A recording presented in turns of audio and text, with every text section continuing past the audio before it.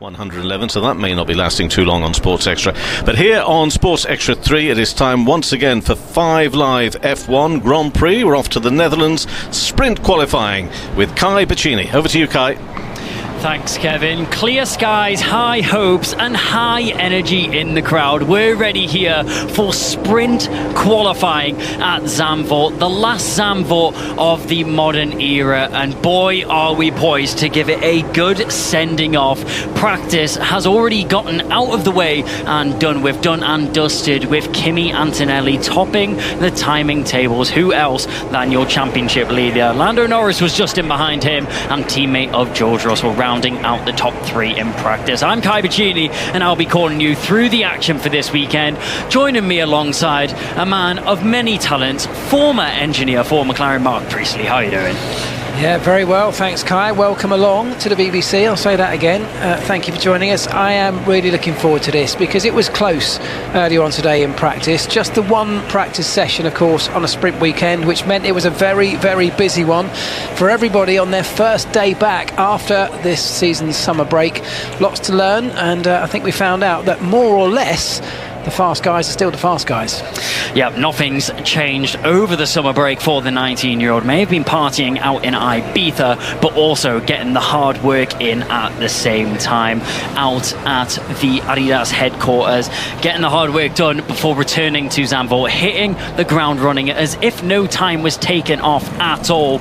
And, I mean, did we really expect it to go any other way? I mean, McLaren were great and hungry, had came into the back of it, got that win in for Lando Norris, and wasn't able to get the fastest time in practice so far. That went the way of Antonelli. Antonelli, his best qualifying result around this circuit was 11th in 2025, but here in 2026, can he change that? Well, look, I think it's a tough call because the fact that Antonelli and Mercedes got off the block so quickly at the start of the season meant they've built this solid lead. And, you know, whilst McLaren have taken giant steps forward and they might well be able to start edging into that, they'll be in the hunt for race wins. We saw it last time out, Lando Norris, as you said, getting that victory. That's going to happen, I'm sure, as the season rolls on. But I don't think they're going to be in a position, I'm not sure anyone's going to be in a position to dominate like Mercedes did in the early races, and that's going to be the challenge for anyone trying to haul back that 50-point lead that Antonelli has. Well, it's going to be a tough order, especially around this Zandvoort circuit. A tough and grueling one indeed. Returned to the calendar in 2021 after improvements in 2020, adding that 19 degrees of banking to turn 1 and also turn 14, allowing the cars to go more side by side and more racing action around this track. 4.2 kilometers in length, 14 corners, and on Grand Prix Sunday we will go racing for 72 laps of action. The grandstands are filled, caps are on, suns are blazing over the top of the circuit. We don't have any prediction for rain. I'm going to sit here, fingers crossed. There's going to be no... Well, commentator's curse. We all know it's bad, and it could be bad here at Zandvoort. The clouds that were looming this morning seems to have departed a little bit. Yeah, the official prediction is that there's a 10% risk of rain over the course of the qualifying out. That's low. It is gusty with wind. This circuit situated right next to the beach, so it's a beautiful place to go racing, great place to go if you ever get the chance as a fan, but it means it's windy. Not only is it gusty and windy, which can destabilise the cars, it can blow sand onto the track, so even in between sessions, as the weekend goes on, the grip levels on this circuit can change, even corner to corner. So they're looking at the wind direction. It is the same direction that we had this morning in the earlier session, so no major surprises. It's not crept up, it's about the same speed, so conditions very, very similar to what everybody experienced as they hit the track earlier on today. So hopefully no surprises there, but this one matters. Earlier on it was practice, it was all about learning. This one is all about where you place your car onto the grid for the sprint, which, by the way, is incredibly important because overtaking around this track is tricky, so qualifying really means a lot. It's funny that you mentioned there the dust being blown onto the track from that beach side from the circuit. Drivers struggling in practice earlier on with traction, and a lot of drivers struggling, especially through the turns 11 and 12 chicane, the slowest section on the circuit. So maybe you wouldn't maybe necessarily think that that would be the section that they're struggling for grip most in, as it's the second heaviest braking zone on the circuit, apart from Tarzan down into turn 1. But a lot of the drivers just getting it wrong into 11, and an unforgiving section it is. If you get it wrong into 11, you have no choice but to go over the apex of 12 through the gravel trap, potentially get some damage, like Carlos Sainz's engineer said to him over the radio after he took to the gravel a couple times. But that also brings the gravel onto the circuit, makes the traction even worse for the rest of the session. Yeah, it's a really tricky circuit, but it's an old school circuit. You know, this is narrow, it's got gravel traps, it's got concrete walls. You know, it does bite you, and I kind of like that. You know, it's not got acres of runoff space where you can just keep pushing until you find the limit, run over it, and then decide you're going to pull back a little bit. If you run over the limit here, you find yourself in a gravel trap or in a wall. And, you know, I like circuits like that. I think they're great. The challenge with this one is that it's not so great for racing in terms of, because it's narrow, because it doesn't have massively long braking zones, it does make it slightly challenging to get past each other. Of course, in 2026, these cars are different. They have speed differentials at different times on a lap, depending on what level of battery state of charge you've got, how much of that deployment you can put through the electric hybrid side of your power unit. So there are opportunities, there are ways you can get past, but it's going to be strategic. It's going to mean thinking a little bit about it, more so than just taking a big lunge down the inside. And this morning's practice session, a lot of that work would have been learning where and when and how you might be able to make that power advantage when you have it count. Yeah, drivers and teams really needed to make the most of the practice session that they had this morning, with it being the sprint format of the weekend, uncharacteristic to the regular 3 practice sessions that you would get on a normal Grand Prix weekend. Drivers only have 1 practice session, then straight into this sprint qualifying.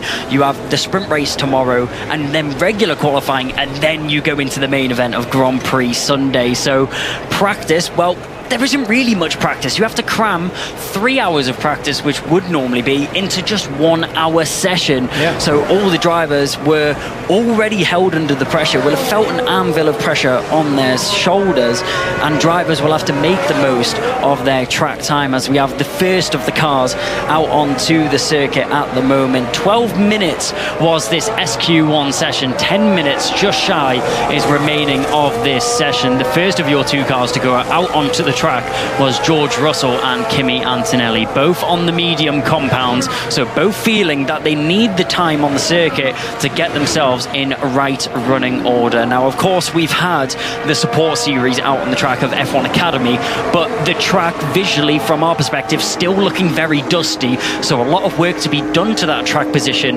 before we get to those flying stages. Yeah, I think that's right, and I think you're going to find the bigger guys, the guys towards the front end, probably going to sit a little bit before they really start pushing, because the early cars, the early laps are going to be cleaning up the circuit to some extent. You want to get a feel for it, you want to understand what grip levels are like now compared to what they were like in practice this morning. So I don't think anyone's going to completely just stay in the garage, but these early laps are not going to be the ones that are going to set the fastest possible times, I would suggest.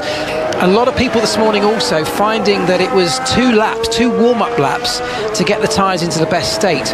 This is a short lap. It's a very busy lap, but it's a short lap, making it quite difficult for tyre preparation. So when you have the time, when you have the freedom to do it, doing 2 warm-up laps or 2 tyre preparation laps might be the way to go for some people. But it's going to be a very, very busy circuit come the end of this first qualifying segment, and there's only 8 minutes and 24 seconds left of it so far. Warm-up and preparation seem to be key for the drivers that want to get these fast laps in early.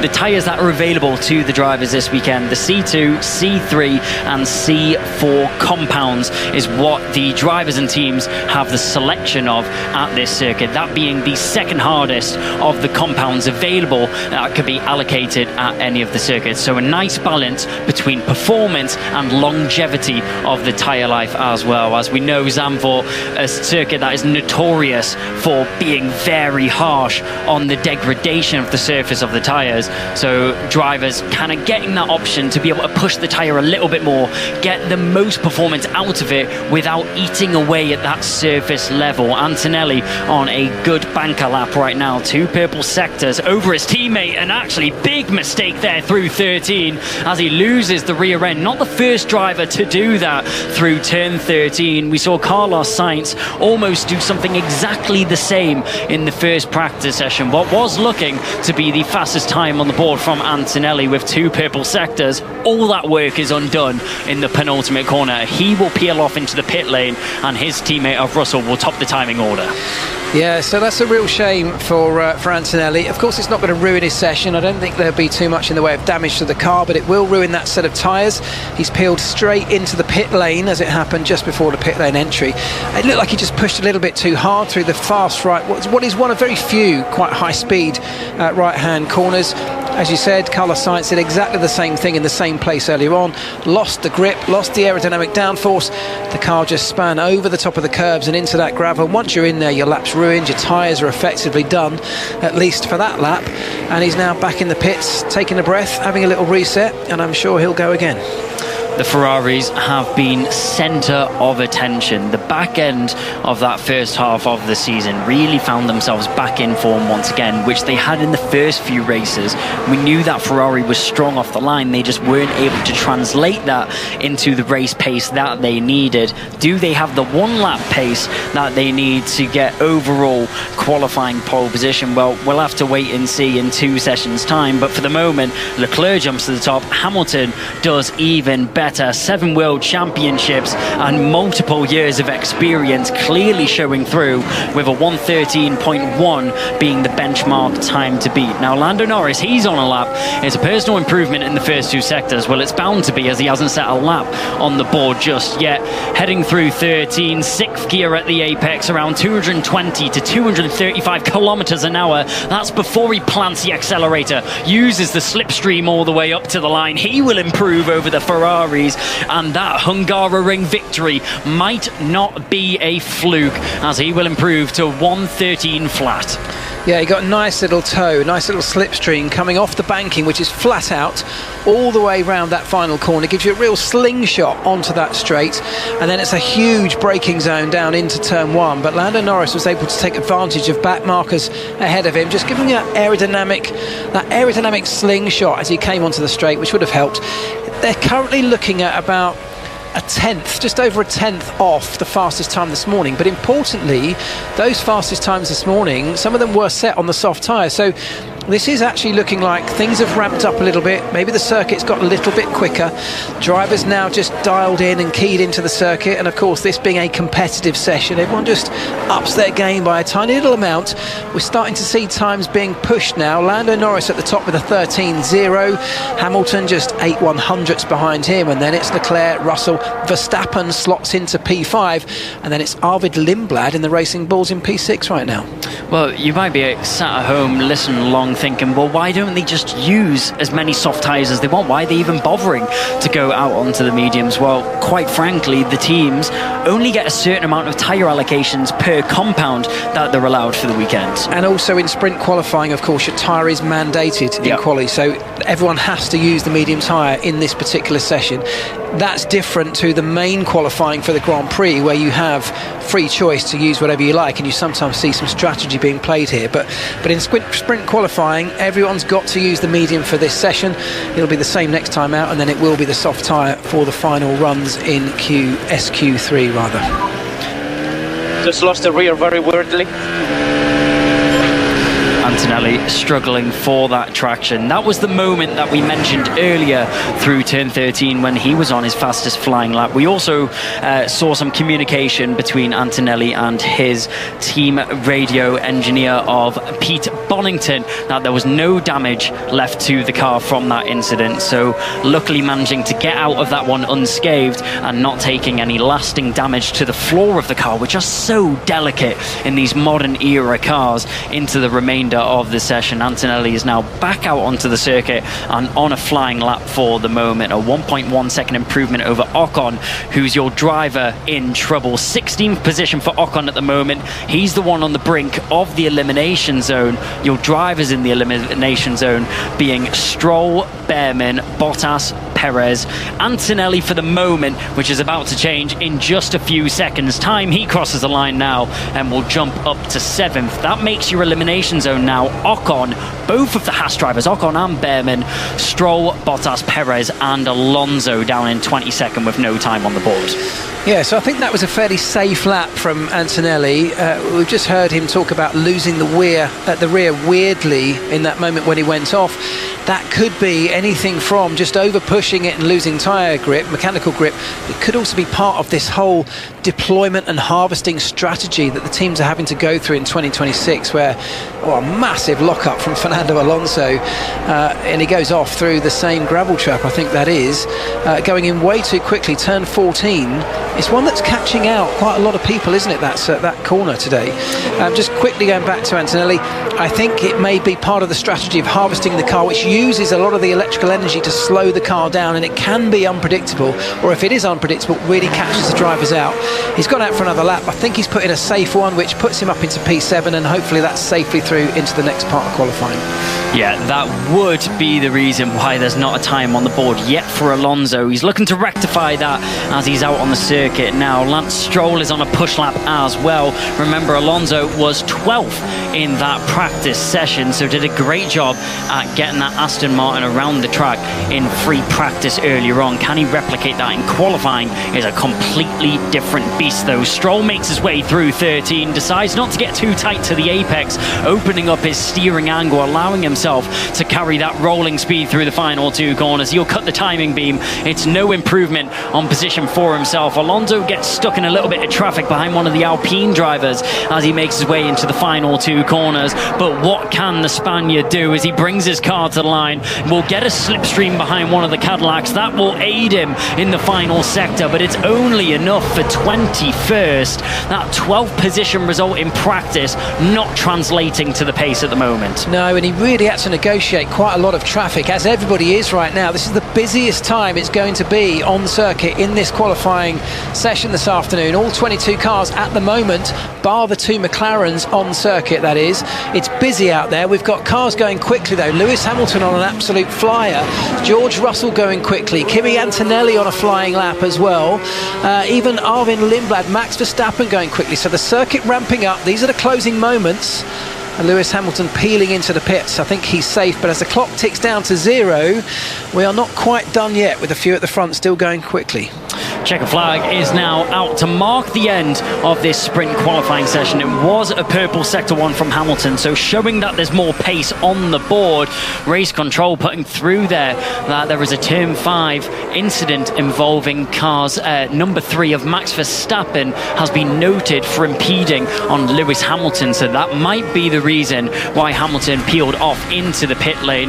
Max Verstappen did enough for 7th there. His new teammate for the weekend, his temporary teammate Liam Lawson, actually jumping him to 6th in the order. Down at the bottom, Oliver Behrman not able to improve, so he will be out in 17th position. No improvement either from Sainz or Bottas. The only drivers in the elimination zone that can still improve are Stroll, Alonso and Perez. We're keeping an eye on Perez right now as he makes his way through 12. Stroll peels off into the pit lane, so there's going to be no improvement from him. Perez around the final two corners. It's going to be a last chance, a final dance for Sergio Perez. Can we see him go any further in his Cadillac machinery for sprint qualifying? He'll cut the line, and no, it's only good enough for 21st. So your drivers out and confirmed from sprint qualifying 1 is Oliver Behrman in 17th, from Carlos Sainz, Lance Stroll, Valtteri Bottas, then it's going to be Sergio Perez, and the last of the Aston Martins is Fernando Alonso.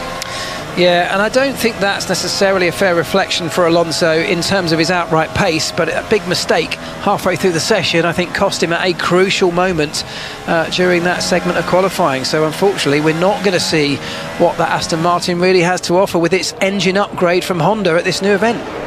Well, Alex Albon, doing a much better performance than his teammate of Carlos Sainz. Both drivers, especially Carlos Sainz, most recently has just signed a contract extension with Williams into 2027. So lies his hopes with the team, feels the development can get a little bit better, but he won't develop any further in these sprint quali sessions. Sainz out in 18th, but Albon will improve on forwards, making his way through in 15th. Colapinto just on the brink by a 10th of a second, but both the Alpine drivers through and safe into SQ2. Yeah, so good job from Liam Lawson, good job from Gabriel Bortoleto in the Audi. He's up in P9 at the moment. Pierre Gasly with an upgrade on his car that his teammate, importantly we say, doesn't have. Traffic. I got traffic, man. Someone was holding me up. There we go, that was Lewis Hamilton complaining about traffic, which has been noted by race control, and we'll wait and see whether that results in anything in terms of penalties. But I think the guy that held him up was Max Verstappen. Max's teammate, though, Liam Lawson, finished the session just ahead of him. So a good outing for Liam Lawson, who gets his opportunity to jump back into the main Red Bull Racing team at the expense of Isaac Hadjar, who is here in the back of the garage today, but with a fractured wrist after a training incident, I think boxing in the gym. It gives the opportunity to Lawson, and I think he's done a good job in the first competitive session of the weekend. Well, he won't be swinging hands at any of the competitors on the circuit. Won't be coming to blows with anyone on the track, that's for certain, this weekend. And I'm sure Hadjar will be very much missing the action on the track. Zandvoort, a very fond memory of his from 2025, where he scored his first podium ever in Formula One, was able to come home with a P3. That was after the breakdown of Lando Norris in the closing stages of the race in 2025. Awarded Isaac Hadjar that much deserved podium, and he's just went on to do bigger and better things. That result, I think, has to be one of the staple performances of his previous season. That secured him this Red Bull seat for this season. But Liam Lawson keeping the seat warm for the moment and doing a good job as well. But in the Racing Bulls garage, in the sister team garage, it's Yuki Tsunoda who's taken the step up into that seat that Liam Lawson would normally fill. And Tsunoda doing a great job in SQ1. It was 13th position overall for the Japanese driver, who's made ground waves all the way throughout his junior career, just wasn't able to do enough to secure himself a spot in Formula One this season, but maybe proving why he should have been. Well, he's certainly done a good job. He has jumped into that car at very, very short notice, albeit he knows the team, he knows the environment, but these are very different cars to the ones that he jumped out of at the end of the first part of his career. And at the end of that session, he's a couple of places behind Arvid Lindblad, around just under half a second, I think, in terms of time performance, which I think is respectable with the short amount of practice that he's had to get used to things, and it gets him through into SQ2, where he'll have another opportunity to impress. Well, Liam Lawson definitely impressing for the moment, and 10th and a half quicker than his teammate of Max Verstappen. Talking about teammates, both teammates, Lance Stroll and Fernando Alonso, both out in SQ1. Aston Martin will go no further. The new front wing not clearly working for them just yet. Still some developments need to be made. That was part of the development package that they brought in Hungary. They managed to get that development in time for this weekend. Of course, they weren't able to develop anything during the off-season, during the summer break, but however, they already had that in the pipeline and are able to implement that this weekend. Yeah, and I think perhaps the most significant thing that Aston Martin as a team have brought is a brand new power unit from Honda. That's one of the big areas that they've been struggling as a team, not just in terms of outright horsepower or top speeds. It's not just about the performance, but it's about the drivability. How does it deliver its power through the tyres and onto the tarmac? Is it drivable and usable in a sort of kind and effective way for these drivers? It makes such a difference this year, more so than it has done in previous years, because of the way we have to strategize around the deployment of all of that power and torque through both the internal combustion engine and the hybrid electric system. That's been one of their major Achilles heels. Honda think they found something. They brought their first iteration of that update here. Unfortunately, we're not going to get much more time to see any of that today, but over the course of this weekend, they're hoping for a major step forward with that. I think it's also very difficult for the team and for Honda as a powertrain manufacturer is that they have no other customer teams, so they don't really have any other data to be feeding back from. They don't have any big hitters that are running this motor that they can feed that data off to try and find the improvements on the engine. They're almost just lost in the dark, just taking a shot in the dark, trying something, hoping it works. But on the other end of that, you have Audi that is manufacturing their own engine. They have no customers of their engine either, but they're still able to take strides, upgrade upon upgrade. They've been improving throughout the field and now find themselves as a constant point scoring team, scored in the last 3 races before the summer break. And I think it's really, really impressive that they're able to do so, considering that they have no one else to rely on. I 100% agree. I think Audi have done a solid job. And speaking of Audi, it's Nico Hülkenberg who breaks cover first as the SQ2 session gets underway. 9 minutes and 20 seconds on the clock. He is the first and only car on circuit. No, 2 other cars have just joined them, Esteban Ocon, Alex Albon. They're going to all start rolling out of the garage. But yeah, you're right. I think Audi have done a solid job in the first part of the season as a new manufacturer. Honda less so, but hopefully the second part of the season for them is a bit of a reset with a brand new power unit, loads of major upgrades on the car, and from there, whether it transforms things this weekend almost doesn't matter, but from there they get a basis, hopefully, that's much better to develop from. We'll have to wait and see what happens. Still a long way to go in the season. Remember, only 11 races have been put under the belt. We're here for round 12 at Zandvoort to mark the start of the second half of the season. Drivers getting back into the swing of things in the first practice session. We saw a few mistakes creeping in here and there, just dusting off the cobwebs as drivers get used to being back in the car and back in racing order. Kimi Antonelli looking like he didn't go anywhere though, and will he be able to take home his second sprint qualifying pole position of his career? That first one coming as his first overall pole position as well in 2025 at the Miami Grand Prix circuit. The sprint races and sprint qualifying overall haven't been the nicest to Antonelli, but it's the big points, it's the big hitters where he makes it count most. Yeah, I think that's absolutely true. I think he's at a real star of Sundays, of Grand Prix days, and of course that's where the majority of the points are dished out. He's managed to build himself a 50-point lead in this championship, and that's absolutely the reason that it's going to be very difficult for anyone else, because what they did was take advantage of a period that was so uncertain, the beginning of a new rule set in Formula One.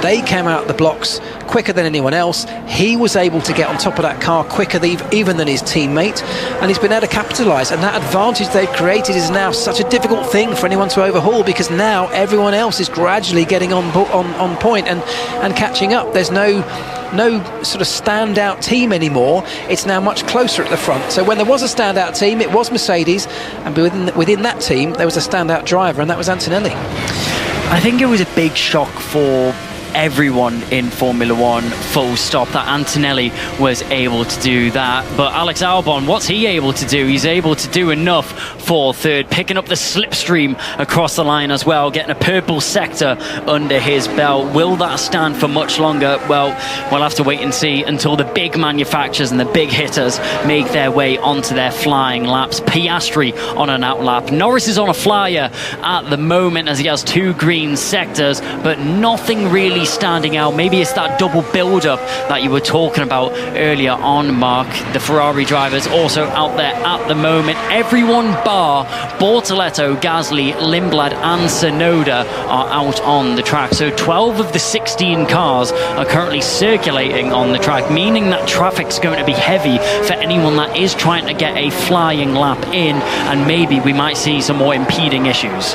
Yeah, both McLaren drivers and Lewis Hamilton in the Ferrari choosing to do a second tyre warm-up lap before they do a flyer. You can see it in the sort of mini sector times. They were pushing earlier on just to get the temperature in and then backed off in the middle sector.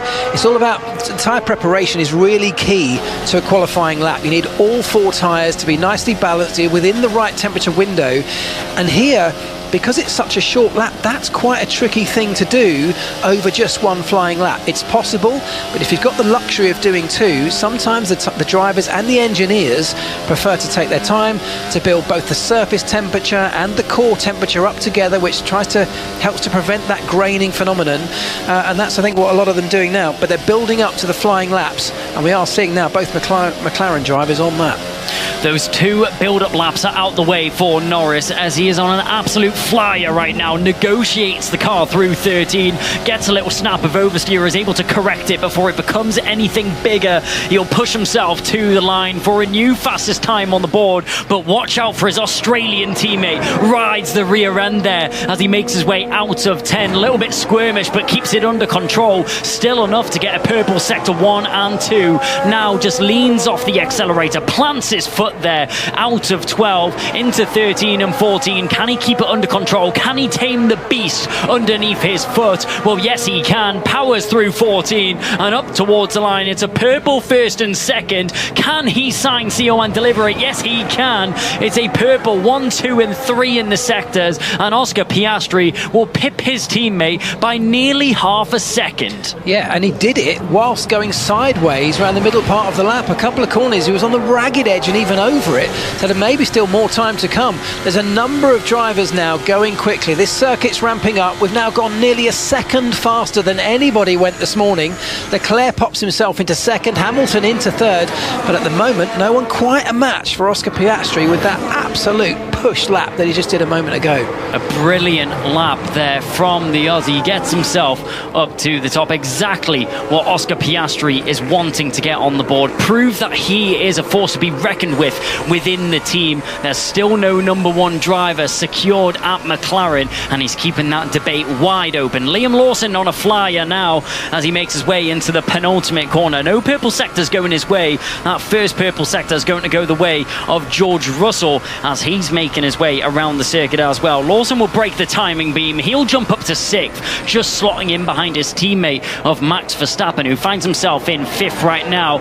George Russell will keep an eye on him and what he's able to do on the lap. Kimi Antonelli a little bit further forwards as well. He will get this lap done and dusted. Is it enough to beat the time of Piastri? Can he do it with no purple sectors? No, he can't. It's enough to jump up above both the Red Bulls and Norris to get himself in 4th, but George Russell can do even better. He'll split both the Ferraris and jump up into 3rd. 2 minutes and 50 seconds remaining on the clock, which means we'll get a little bit of a breather before the final push laps. It's Piastri who leads the fray, from Leclerc in 2nd, Russell 3rd, Hamilton in 4th, Antonelli in 5th. Your elimination zone is going to be Hulkenberg, Albon, Bortoleto, Gasly, Lindblad and Tsunoda are down at the bottom, 15th and 16th. Both of the RBs will be wanting to do a little bit better. Tsunoda does get an improvement, but only enough to jump him up to 13th, so keeps himself within the elimination zone, and Ocon will have to be hot on his heels if he wants to make it through into the final qualifying session. He's 10th at the moment, but only by a couple tenths of a second. Yeah, that's right. So it's going to be tight down in this elimination zone. We've got both racing bulls that are on flying laps right now. We've got Pierre Gasly in the Alpine, who's currently sitting 15th. He's on an outlap, about to do a flying lap too. Hulkenberg also on a flying lap.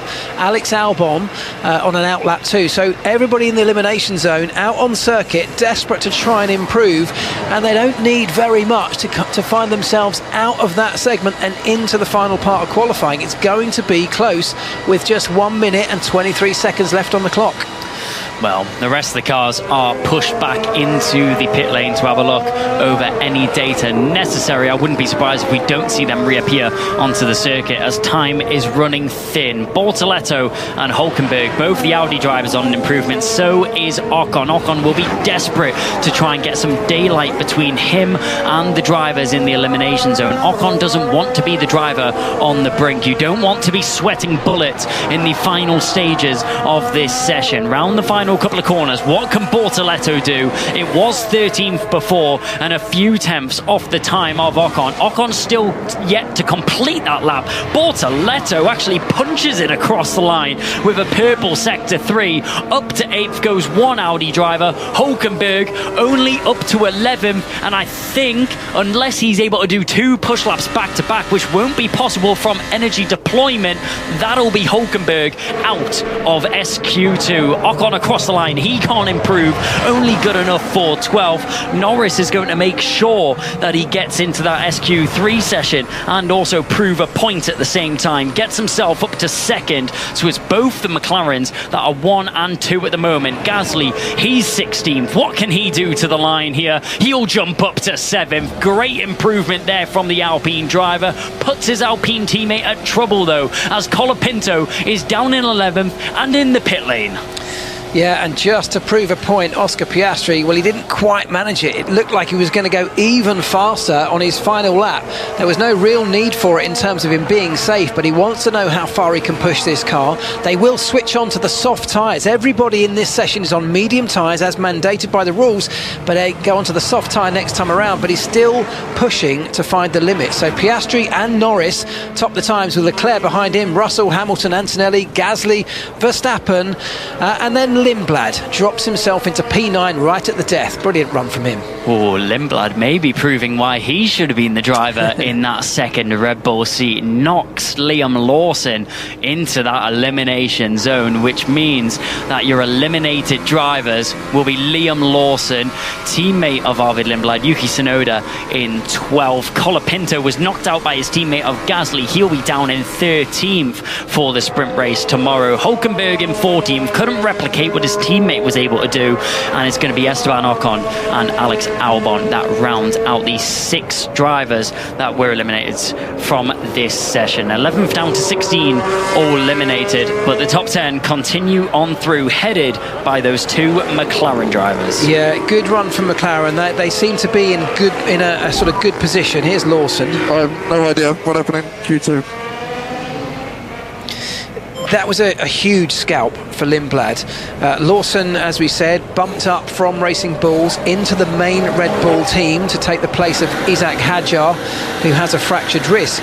And he was given that opportunity, of course, over and above Arvid Lindblad, who is a rookie in Formula One, young and inexperienced, so you can understand from that point of view, perhaps. But Lindblad, he will have wanted that shot, getting through into the final part of this sprint qualifying session at the expense of the guy who did get that shot. That will give him an enormous smile on his face, I have absolutely no doubt. Yuki Tsunoda return to Formula One will end here in SQ2. It was 12th position, not far off making his way through into Q3. It was a 1:14.49 set by Yuki Tsunoda. The time that would have got him through would have had to be, it wasn't a 1:14.49, that was in SQ1. SQ2, he managed to do a best lap of a much better time, but still a few tenths short from what Gabriel Bortoleto was able to put on the board to get himself through. Come on, boys, well done. Thank you. There you go, there's a happy boy. That was Arvid Lindblad, as we said, absolutely revelling, not just for getting through to the final part, but he's done it at the expense of Liam Lawson. I don't think there'll be too much in the way of love lost between them this weekend, just because he wants to prove a point. He's got a career to build. He's at the early phase of his Formula One career, putting down a very solid marker. Really good session from McLaren. They seem comfortable. The 2 Ferraris happily and sailed through. They're okay. Interesting that Kimi Antonelli wasn't able to put something together to match the 2 McLarens after showing such early promise. And although it could all change on the soft tyre, sometimes some cars and drivers come alive on a different tyre compound. The session will get grippier and grippier, at least in theory. So things could still change, but it's tight at the top. McLaren, though, that early promise that we saw just before the summer break, looking like it's materialising again.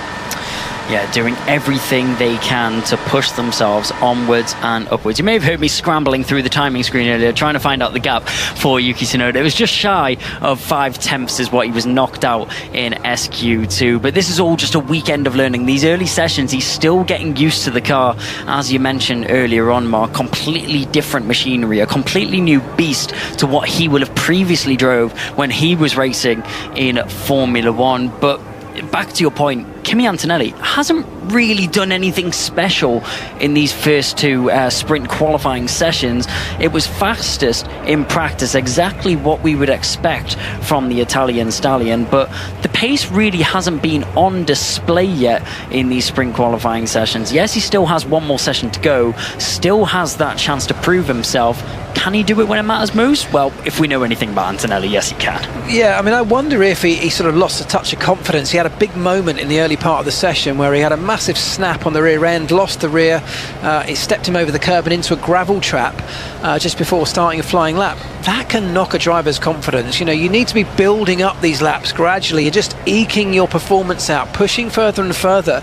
And if you haven't got complete confidence in the car, even just subconsciously, that can hold you back a tiny bit. I wonder if something like that's happened. We should just clear up that the stewards have said no further investigation for the incident that was noted earlier between Max Verstappen and Lewis Hamilton. That was about Max potentially holding up Lewis earlier on in the session. They have said no further investigation necessary. Max Verstappen, home hero. It was only 8th in SQ2. He would have been hoping for a bit more. In SQ1, he was actually beat by his teammate of Liam Lawson. Lawson out in that SQ2 session, so will not head on into SQ3. But the Dutch home hero, he will go on forwards, has a great record around this circuit, very much loves to drive around this Zandvoort track, finds himself at home with the motivation of the Orange Army behind him. Obviously won the first 3 opening races of the return to Zandvoort in the modern era. That was 2021, 2022 and 2023. All of those 3 have been back to back to back. But the most impressive thing for me, for Max Verstappen, is on a Grand Prix Sunday at Zandvoort, he has not finished outside of the top 2. He's never been on that 3rd step of the podium, never been outside the top 5, never been outside the points. He's a prevalent figure at this track. Yeah, he absolutely is. You know, this whole crowd is wearing orange, and I can tell you it's not from McLaren. Can you imagine? I'm not saying this has got anything to do with the steward's decision, but can you imagine if they had penalised Max on a day like today when you've got 200,000 Max Verstappen fans just staring down at you as a steward in the steward's room? I mean, I'm sure that's not the reason, but you know, that would have been absolute uproar. But he lives to fight another day. He is through to the final part of qualifying. Only could do what was he, 8th quickest, I think, in the end. So not troubling the front runners at this point. But like you say, Sunday he seems to come alive. And without the practice sessions, without the simulator work going on overnight, and we normally get that, of course, on a Friday evening, you can then come back and do the final practice session on a Saturday morning, having learnt an awful lot from back at base. Red Bull are very, very strong in that area. They don't get that same opportunity on a sprint weekend. When everything's rushed through with one practice session, we're now into the competitive part of the weekend already, and he hasn't found the groove yet. Well, mentioning the sea of orange, which is lining the stands here, a lot of drivers go on and say about how much motivation they get pumped behind them from a home crowd, and how much more at home they feel, how much more confident they feel when racing in front of a home crowd. Most notably the British drivers at the Silverstone Grand Prix, one of the biggest events that F1 has on the calendar. But for a competitor, surely that has to be quite intimidating, seeing all the general public that are lining the grandstands, all supporting one driver and cheering on one man. And as we know, Max Verstappen, very unforgiving and vicious on the circuit. With that extra confidence from the crowd, that has to be intimidating for another driver. I think so, and I think it's a kind of tool that Max has used to his advantage over the past few years quite successfully, and why not? Look, it's a real strength, and I think, you know, you're right. At Silverstone, the British drivers experience something like it, maybe not to this level. I can tell you from just working in a British Formula One team, you feel the sense of that crowd when they're supporting you. You know, it lifts you, it genuinely does, even from a mechanic and an engineering point of view. It lifts the way you feel, and therefore what you think you're willing to go to, how far you're willing to push yourself. So it definitely affects the drivers. it's a real strength or a string to Max Verstappen's bow here, but he does need the car underneath him, and right now he just doesn't feel like he's got that ultimate confidence that clearly right now the two McLaren drivers have. And unusually it's Oscar Piastri who seemed a little bit more comfortable than Lando Norris for a change. Just so you're aware, everyone at home, Sprint Quali 3 has been underway. All the cars are just sat in the garage, so that's why it's nice and quiet in the background. You're not getting the roaring sounds of the cars around the track just yet. Just shy of 6 minutes is remaining in the session, but this is typical to a sprint qualifying session. In SQ3, all of the teams and all the drivers wait until that very last moment. It's almost a one-shot quali if you're used to the Formula One games, that one-shot qualifying where drivers get one chance to have a flying lap. If you mess up that flying lap, you're going to find yourself down the back end of the order. Yeah, well, yes, and what's going to be interesting is we talked already about potentially doing 2 tyre prep laps. That could well happen again. Of course, the circuit's way less busy now. There's only 10 competitors left in the qualifying session. There's a lot more space on the track, so you can find your gaps a little bit easier. You can have can be a little bit more relaxed about your prep, about how you go about raising the temperatures in the right way to get everything up to the right temps for when you need them. So they'll be all aware of that. 5 minutes on the clock, that's more than enough time. No one's panicking. What you often find is that everybody has exactly the same idea and they all burst out of the garage at pretty much the same time. But right now, as you say, it's all quiet on the Western Front. Every driver, although they've got plenty of time to set their lap times, well, they all think about it very strategically. They want the most optimal operating window for these qualifying laps to eke every thousandth possible out of these qualifying laps, as every millimetre matters here in Formula One, especially in this new era. With the cars being smaller, the racing being closer, the times are closer than ever in qualifying, and we finally have cars out onto the circuit. Lando Norris is going to be the first one to head out onto the track, followed by the Mercedes of George Russell and Antonelli. Everyone making their way out onto the circuit now, and with 4 minutes remaining, expecting the 2 build-up laps that we have, it will be all going down to the dying embers. Once the checkered flag flies, once everyone has crossed the line, then we can finally call who's on pole, but until then, it's all up in the air. Yeah, and importantly, important to note, everyone now on the soft tyre, so the red-walled soft compound tyre. That's the softest tyre that Pirelli have brought for this weekend. Everybody's mandated to be on it, so there's no strategy in terms of which tyres you're going to use. You have to use the soft tyre for this session. That means we should see lap times tumbling even further. I think we got a 1:12.0 was Oscar Piastri's benchmark setting time on the medium tyre in SQ2. I'm pretty sure we're going to get faster than that, and it's likely that it's Lando Norris will be the first guy to come round and set a time. Well, it's already heaps of improvement from what we saw this morning. Obviously, track development over the course of the day with the support series racing here as well. Antonelli was the driver that top practice this morning with a 1:12.9. As you mentioned there, Mark, fastest lap time so far in that SQ2 session was Oscar Piastri with his 1:12.0. We're keeping an eye on Lando Norris as he's making his way around the circuit now. Not looking for those 2 build-up laps, or is this going to be the early push and the back off that we've seen in previous times? I think this is a lap. This is the flying lap. The soft tyres are a lot easier to get temperature into, so they do warm up easier than the medium and the hard compound, but Lando's certainly going for it now. He's on a flyer. He's around halfway around the lap, and he is going quickly, quicker than anyone else right now, but I think everyone else, or at least a number of the others, choosing to go for that second warm-up. Rotating through the gears into turn 10, keeping it in third, carrying the rolling speed, then he can ease in the throttle and backs off at the last moment. So it was an early push. Norris seeing what the car is capable of, where his tyres were operating at before going for this full push lap. 2 minutes left on the clock, and you can see the tension rising on Toto Wolff's face as he watches along from the background, from the garage. He'll be wanting his Mercedes drivers higher up than they have been in the session so far. They've been back and forth, trading times up at the top end, but you want to stamp a seal of approval approval on that pole position, and neither Russell nor Antonelli have been able to do so far. Norris, I don't think he's going to bait us out on this lap as he makes his way onto a flying lap now. Little bit of a squirm there from the rear end through 2 as he set himself up into turn 3, using all the banking available to rotate the car through now. This is the multitude change of directions through the second sector. It's all about carrying that minimum rolling speed. Carry as much rolling speed as possible to get the car rotated through. You need to be pinpoint accurate on how you rotate this car in to the apex.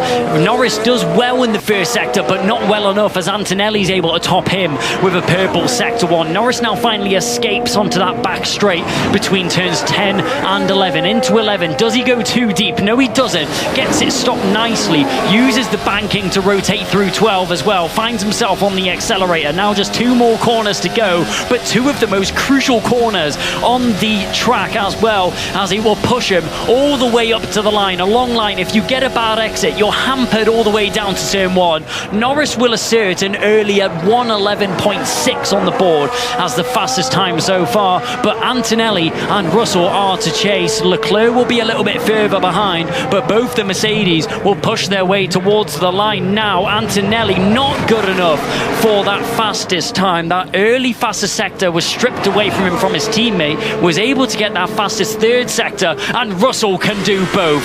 Fastest sector 1, fastest third sector, fastest overall. Clock strikes 0.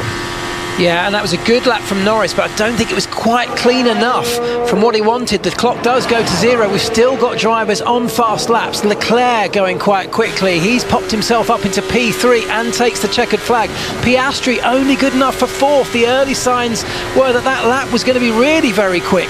But George Russell up into P1, and that's where it stays right now. Antonelli, I think, is only going to be good enough for 5th. Lewis Hamilton just crossed the line. Last time he scored a podium here was in 2021. It was a 6th across the line. What can the home hero do? The Lion can only roar and get himself up to 6th. Intimidation tactics are nothing against this grid, and it's going to be maybe not the Mercedes that's leading the Drivers' Championship, but another Mercedes that helps them top the Teams' Championship. George Russell will start for sprint qualifying tomorrow from pole position, with Lando Norris joining him alongside. It's 2 Brits that lock out the front row. Nice one. Beautiful. Must be a bit lighter after that engagement ring. Interesting. He's referring to the fact that over the course of the summer break, George Russell got engaged to his long-term girlfriend. But great lap from him. It was a strange final part of the session, that, because I could see in the early phases on the mini sectors I have on my screen, I could see Charles Leclerc was up. He was going to set a fastest lap. I could see Oscar Piastri was also on for a fastest lap, and then they faded away. A lot of people making scrappy mistakes. I wonder if the overall grip levels were just quite low, but ultimately George Russell got the best out of it, and for a change and exactly what he needed, he stuck it on sprint pole. Russell, the man of the hour. The time away in the summer break was the reset that he needed to get his mind in the right place, to push himself on forwards, to make himself aware that he knows he's capable of these results. We all know that George Russell is capable of these results. He just needs to believe in himself, and at Zandvoort, he does exactly that. Russell tops the timing order from Lando Norris, Charles Leclerc in 3rd, Oscar Piastri, the other McLaren driver, will start from 4th on the second row. Antonelli will start from 5th from Max Verstappen, Lewis Hamilton, Pierre Gasly, Bortoleto and Arvid Lindblad are the drivers that round out your top 10. So Lindblad not able to do any better than that 10th place spot. Will still take himself away from that 5th row of the grid and will find himself in a good opportunity to find some overtakes. Although we do say that Zandvoort notoriously difficult to overtake at. It really is, yeah. The start's going to be absolutely crucial. It's, in a sprint format as well. I think overtaking could well be limited. But, we've been proven wrong on that in the past during the course of this season. With these 2026 cars, overtaking can happen in the strangest of places. Just looking at the session, I think Lewis Hamilton's going to be disappointed with P7. He would have been hoping for more. Certainly a long way behind his teammate, and that's not been the case for most of the first half of the season. Verstappen will be disappointed anyway, but that may well be the best of that car. And I think also Kimi Antonelli clearly going to be disappointed, partly because his teammates on pole and partly because earlier in the weekend he was showing signs of having the pace of the field. Yeah, George Russell, his third sprint pole of the season, so shows form in these sprint races. Already has 4 sprint races under his belt in this 2026 season. That's compared to his 2 Grand Prix race wins. So maybe a little bit stronger in these shorter race distances. Maybe it all falls apart when it gets a little bit longer, gets a little bit more grueling and mentally challenging for the drivers. But George Russell, well, he's set up this weekend perfectly. He started it off with a bang straight out of the gate out of summer break, which is exactly what he needed. And as we get ready with the drivers with their sprint qualifying interviews. Well, we are fresh off the back of the summer break. George Russell, this is your 3rd sprint pole. Congratulations. How are you feeling in this moment? Yeah, it's great to be back here after the break. It's a circuit I really love and needs a lot of commitment. And it was obviously a tough end to the first half of the year. We're really happy to come back. It's been a little while since I've done one of these interviews, so it was nice. Well, we're glad to see you back up here. As you say, it's a circuit that requires a lot of commitment. It's tough to put it all together. Just how was it out there in conditions? The lap felt really good, to be honest. It was, it all came together nicely. It's always difficult with sprint qualifying when you just got one shot on the soft tyre. The track always takes a step, the grip takes a step, but it all came together nicely. And the McLarens look quick, Ferrari look quick, but really glad to pull it off when it mattered. As you say, it's a circuit that favours your competitors, particularly McLaren and Ferrari. How happy are you to see that you have been competitive, both you and Kimi, today? Yeah, it's been great. Obviously, it's just a sprint qualifying and the big points are on Sunday, so just try and carry this momentum into tomorrow. We just have to say one last word to the fans out here because this is the last edition of the Dutch Grand Prix. So how much are you going to miss racing around here? Yeah, I mean, thanks to the fans. It's you guys always give us a great race and it's a very unique circuit. So is it Dankerville? I don't know if that's right or not, but if it is, thank you. Congrats, George. Good luck tomorrow. Well, that was your pole sitter for tomorrow. George Russell will be joined on the front row by Lando Norris at 11 o'clock tomorrow for the sprint race action. Make sure not to miss that. I've been Kai Vigini talking you through the action. Thank you very much once again to Mark Priestley, who's joined me alongside and will be joining me alongside once again for tomorrow's sprint race action. This has been an IMG production for BBC Radio 5 Live.